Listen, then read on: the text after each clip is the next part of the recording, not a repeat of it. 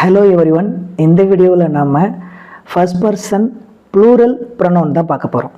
முதல் நபர்களை குறிக்கும் பன்மை பிரதி பெயர் சொற்கள் என்னன்னு தான் பார்க்க போகிறோம். என்ன இருக்குது சார்?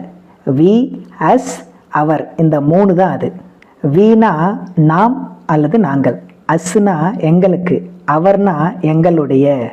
இது எல்லாமே ஃபர்ஸ்ட் பர்சன் ப்ளூரல் ப்ரொனவுன். சரி, இதை எங்கெல்லாம் யூஸ் பண்ணலாம் சார்? இது ஒன்றுத்துக்கு என்ன பெயர் இருக்குது சார்?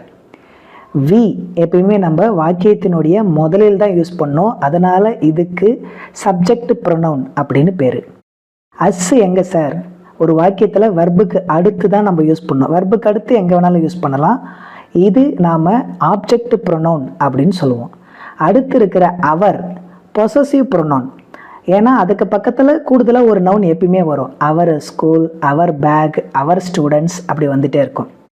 அதனால் அது பொசசிவ் ப்ரொனவுன். ஆனால் இது மூணுமே ஃபர்ஸ்ட் பர்சன் ப்ளூரல் ப்ரொனவுன். ஞாபகம் வச்சுக்கோங்க.